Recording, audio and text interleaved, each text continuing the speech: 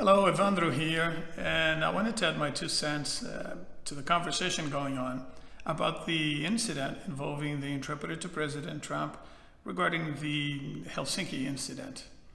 There's now talk of that interpreter being subpoenaed and asked to testify before Congress, and at some point being pressured to divulge information gained or content or information gained as a result of her exposure to that high-level meeting, which again goes and runs contrary to a basic tenet of interpreting, which is, of course, confidentiality.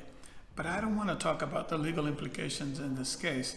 Rather, I want to take the advantage of this incident for what it gives us, for the opportunity it presents us to help people understand a bit better how interpreters do their job.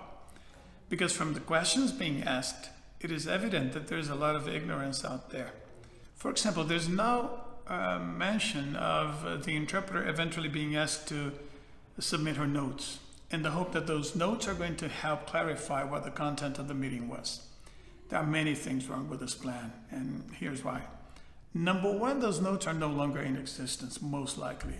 Any interpreter worth her salt at the end of such a high caliber meeting would have disposed of those notes appropriately. Number two, unlike stenographers, interpreters don't share a common set of icons and symbols or language that they use to take those notes. It's not something that an interpreter, the notes are not something an interpreter would look at and say, oh yeah, she means this and this and that, this is what they're talking about. It's not a language. It is just a set of very random icons, abbreviations, upward and downward arrows, and so on, that interpreters will use in a way that makes sense to them and no one else. And it's very cryptic and very economical, even if you look at a page, there's not much there. And it's because it's just, they are just aids to memory. They're just there to trigger your thinking and most likely just to help you understand what the logic of the conversation is, where I'm coming from and where I'm going to, what came first and what came second, if I'm reconstructing a speech from a long page of annotations. Sometimes interpreters will take 5 to 8 minutes of non-stop speech before they even are given a chance to start getting that back across in a different language. So the notes are totally and utterly useless to anybody else looking at them. So even if they are produced, they're not going to help anybody. Abbreviations, for example, the letter E could mean empowerment, it could be energy, and it could be elections. But in the course of one same conversation, the same letter will be used to mean different things to the same interpreter, because it's all context driven. Even for that interpreter who took those notes, the notes are not going to be valid and useful for much longer, because from that meeting she went into another one and another one, because she's on mission and following a large team of aides and advisors and authorities around. So she doesn't have the time to keep those notes and reflect on them. She's not keeping those notes to write a report later. Once the meeting is over, she shakes that all off, dusts it all off, moves on to the next assignment, where she's already busy preparing the terminology, piling up information, getting the specifics, and that takes a lot of attention and a lot of bandwidth. So you don't have the luxury of contemplating your notes a second time to actually make sense of them. So in a couple of hours, if you look at the page, you won't be able to even make sense of what they were supposed to mean to you. Now, number three, and most importantly, is that if that interpreter is ever forced to come before Congress and to divulge or share information or confidential information gained in the course of that meeting, I wouldn't be surprised if she claimed not to have any recollection.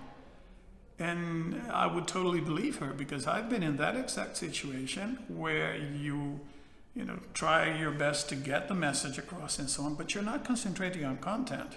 We're not hearing secrets and keeping them and retaining them for later consumption to convey them to someone else after the fact.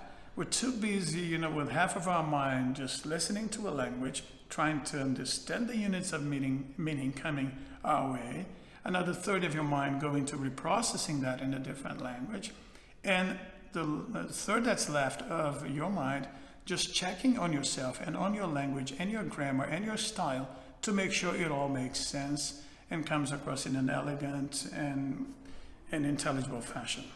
And interpreters are also very skilled at remembering, but also forgetting, because they need to, void their mind the minute the meeting ends to actually get ready for what comes next. So interpreters will not retain secrets. That's not what we do. Interpreters are not in for the message, content-wise. They're in for the logic and the units of meaning and making sure that they work as a conduit that is actually making it possible for the other two people or more in the room to communicate. So that's number 3. Now, going back to the whole politics of it, if you want my opinion, I don't think an interpreter should be put in that situation. I know there are legal constraints in this case, and again, it's a matter of what takes precedence over what, but not only because of what it means to the interpreter in question, but because of what it means to the whole system. You don't want to undermine the system of confidence that is in place to the extent that next time a high-level figure walks into a private room to have a high-level meeting, he or she is going to be doubtful as to whether he can trust the interpreter. So those were my 2 cents. And again, I just wanted to go back to some technicalities of interpreter to help you understand, those of you who are not interpreters, how the whole thing happens and how it's done.